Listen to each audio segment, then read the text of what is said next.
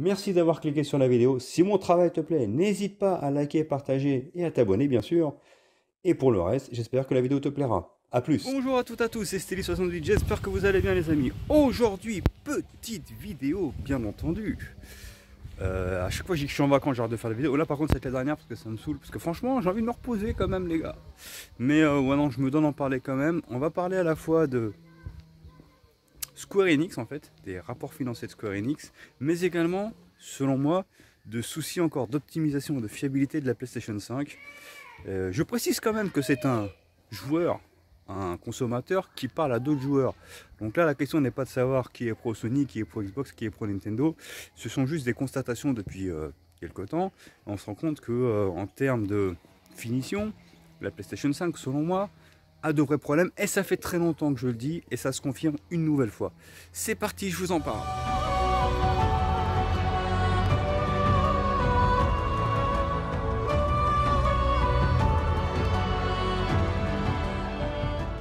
Alors les amis, on va commencer par exemple par Square.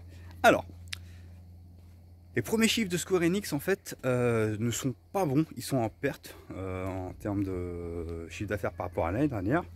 Et il semblerait, alors je trouve que c'est un peu facile de dire ça quand même malgré tout, il semblerait que FF16 soit la cause, en soit la cause.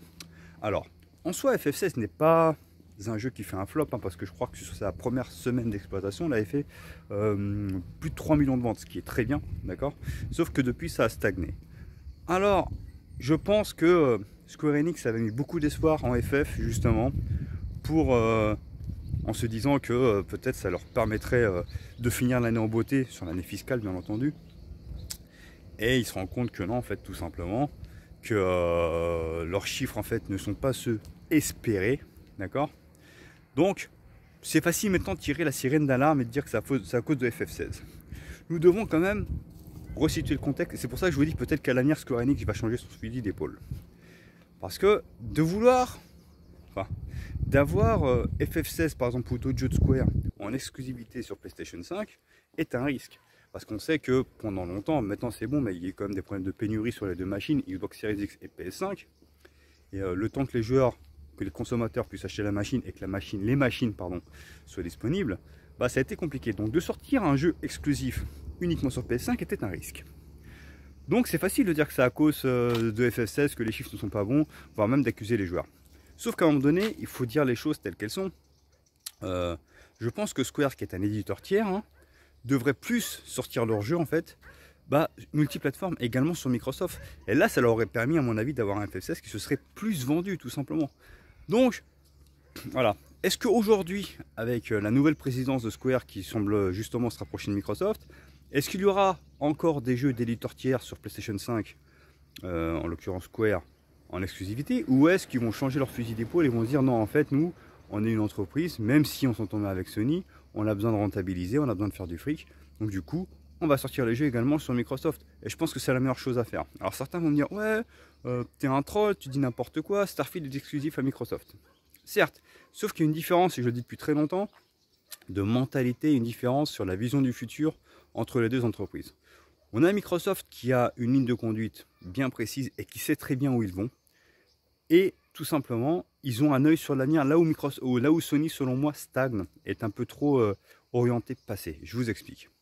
Lorsque l'on voit, par exemple, que Microsoft, leur cheval de bataille n'est pas de vendre des machines. Alors, s'ils vendent des Xbox Series, c'est très bien, mais leur but premier est de vendre des services. Pourquoi? Parce que, admettons, je vous donne un exemple, une personne ayant une Xbox Series X qui voudrait jouer à Spider-Man 2, il est obligé, dans ces cas-là, d'acheter une machine, une PlayStation 5.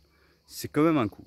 Alors qu'au contraire, une personne ayant une PlayStation 5 qui voudrait jouer à Starfield, il peut tout simplement via les services, donc via le Xbox Game Pass Ultimate, jouable, je précise quand même, que ce soit sur PC, que ce soit sur une télé connectée, que ce soit sur smartphone ou sur tablette en fait, il lui suffit tout simplement d'acheter une manette Xbox s'il veut être tranquille, hein, et de s'abonner à cet abonnement, ce qui est quand même beaucoup plus abordable que le rachat d'une machine, pour pouvoir jouer à Starfield. Et c'est là la différence de Microsoft qui a une vision large de l'avenir. Microsoft, ce qu'ils veulent, c'est vendre des services.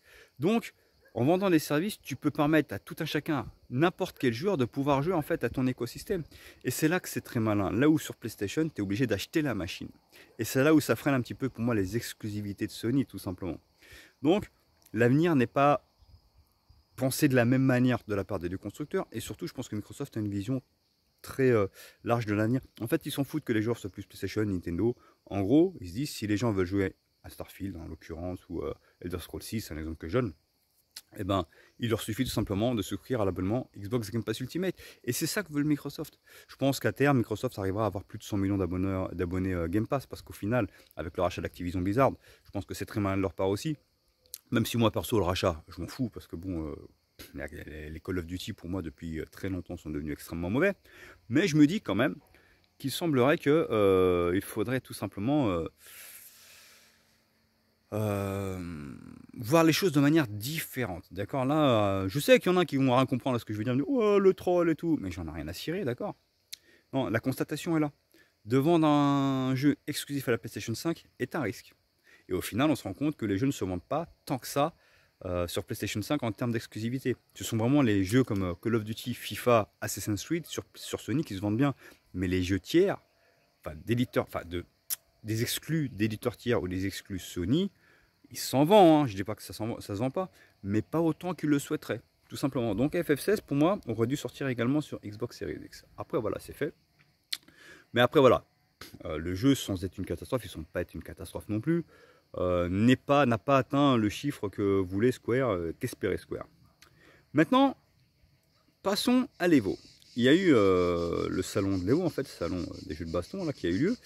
Et apparemment, les PlayStation 5, en fait, après de longues utilisations, c'est-à-dire toute la journée durant le salon, eh ben, à force de fonctionner quasi non-stop, elles auraient fait fondre tout simplement les ports USB des machines. C'est inadmissible. Alors certains vont dire, mais Steli, c'est normal, les machines sont restées allumées toute la journée, dans un salon, à un moment donné, c'est normal que les ports fondent. Ben non, non, parce que j'estime que, vu le prix de la machine, qui est quand même vendue aux consommateurs, je pense qu'avant de vendre une machine, Sony, normalement, est censé faire des tests. Ils sont censés faire tous les tests possibles et inimaginables avant de vendre un produit sur le marché. Je ne parle pas que de Sony, je parle de toutes les entreprises. Hein. Avant de vendre un produit au consommateur, tu es censé, je suis désolé, faire des tests, s'assurer que tout se passe bien. Alors là, l'excuse de les consoles en fait sont restées allumées toute la journée au salon, c'est normal que les ports USB aient fondu. Non, ça veut dire que les tests n'ont pas été faits. Il n'y a pas eu suffisamment de tests, suffisamment de recul pour être sûr que les machines puissent tenir dans le temps. Et comme je le disais, comme je le dis depuis très longtemps, c'est encore un souci de fiabilité et de finition de la PlayStation 5. Et on n'en est pas au premier coup d'essai, c'est-à-dire que la PlayStation 5, attention, je respecte ceux qui préfèrent Sony, hein. Tu as le droit d'aimer Sony, hein. Mais là ce que je dis est un fait. Nous pouvons noter quand même que depuis la sortie de la PlayStation 5, il y a eu le problème de métal liquide, d'accord, ce qui est problématique parce que au final ta console est inutilisable. On a eu des problèmes au niveau de la DualSense qui ne tient pas la charge en plus d'une heure, ce qui est inadmissible pour une manette soi-disant innovante, d'accord. On a eu les problèmes de FF16 justement qui fait planter les machines. C'est quand même assez grave.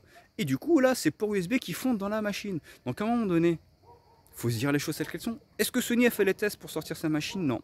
Et je le dis depuis très longtemps, pour moi, Sony n'était pas prêt avec les PlayStation 5. Il n'avait pas prévu de la sortir aussi vite. Ce qui s'est passé, c'est que lorsque Microsoft a présenté sa Xbox Series X, je pense que Sony s'est dit merde, faut qu'on la sorte en même temps qu'eux. Mais il n'avait pas fait suffisamment de tests. Moi, je pense que Sony aurait dû attendre avant de sortir sa PS5 parce qu'elle a de gros problèmes de finition. Alors oui, la machine se vend, mais c'est la première fois de ma vie de gamer. Pourtant, je vous dis, j'ai grandi avec la PS1, PS2 de base. Hein. Tous ceux qui pensent que je suis un troll. Non, non. J'ai connu pour beaucoup, là, ceux qui sont jeunes, qui n'ont pas connu la PS1 et PS2, je les ai achetés Day One quand elles sont sorties. D'accord.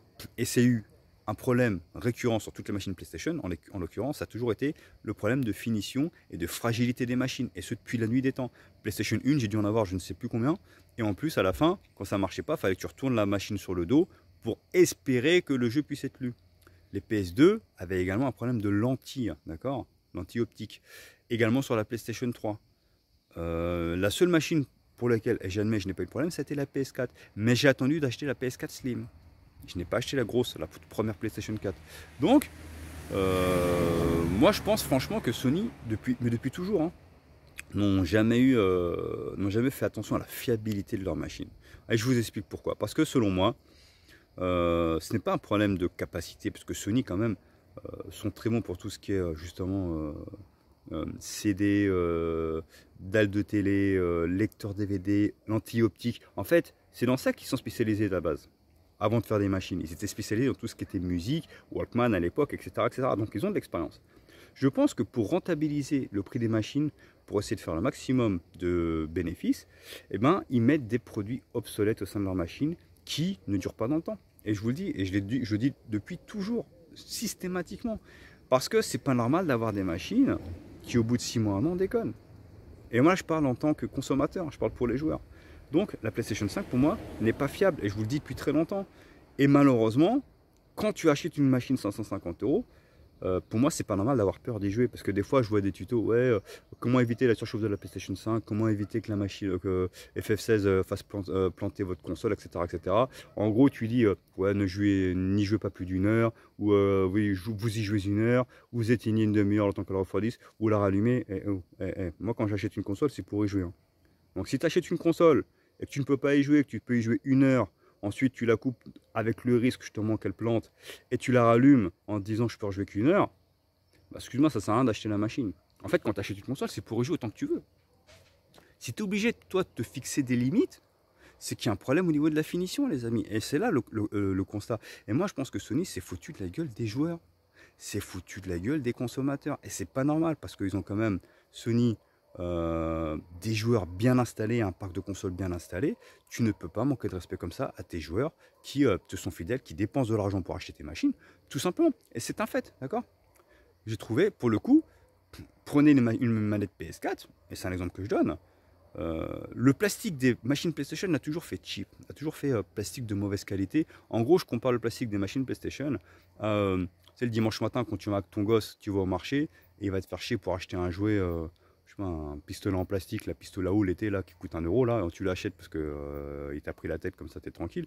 T'arrives chez toi, le pistolet à eau, bah, en fait il marche pas, ou le plastique il a déjà pété. Ben Sony c'est ça, c'est du plastique bas de gamme. Prenez une manette PlayStation 4 dans les mains et prenez une manette Xbox One en l'occurrence. Moi, les manettes PlayStation 4, d'accord, j'ai toujours eu peur qu'elles me pètent dans les mains.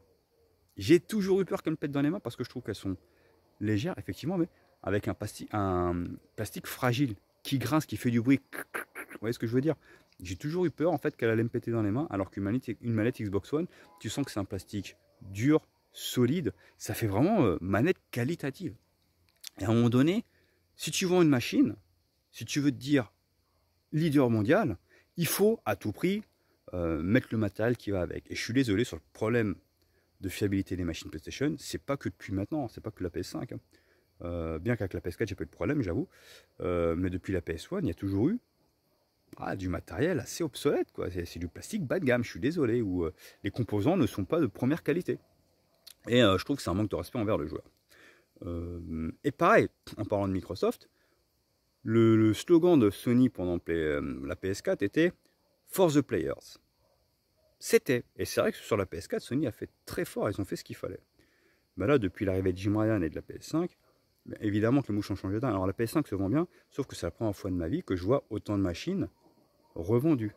Moi j'en connais pas mal qui ont acheté des PS5 par habitude, parce que justement ils ont toujours grandi avec PlayStation, qui au final se rendent compte de leur erreur, les revendent pour acheter une Xbox Series X, ou sont déçus de leur machine, ou ils ne jouent même pas. Parce qu'ils disent, putain je l'ai acheté par habitude, puisque la PS4 j'ai kiffé, enfin j'ai kiffé toutes les PlayStation, sauf que là la PS5 je ne me retrouve pas. Et voilà, on sent que là les mouches ont changé d'âne, comme disait feu Thierry Roland. Mais ouais, non, c'est un vrai problème. On sent que c'est Microsoft qui est for the players et non Sony. Prenez l'exemple de Red Dead Redemption qui sortira à 50 € sur Switch et sur PS4. Et au final, les joueurs PlayStation 5 pourront y jouer via la rétrocompatibilité du jeu PS4 parce qu'il sera jouable sur PS5. Mais si tu veux y jouer, tu dépenses 50 € et tu n'as aucune plus-value. C'est le jeu d'origine, dans le jus d'origine. Alors que sur Xbox Series X, si tu as le jeu Xbox 360, tu mets ton jeu sur ta Xbox Series X et automatiquement via le FPS Boost, via la puissance de la machine, tu auras la meilleure version possible de Red Dead Redemption, y compris la meilleure version que celle qui va sortir là. Vous imaginez un petit peu? Avec une 4K native, avec un framerate stable. Donc en fait, quand tu es joueur de jeux vidéo, aujourd'hui, bah, c'est chez Microsoft que c'est force de players. Parce que la rétrocompatibilité de Microsoft est absolument inégalée.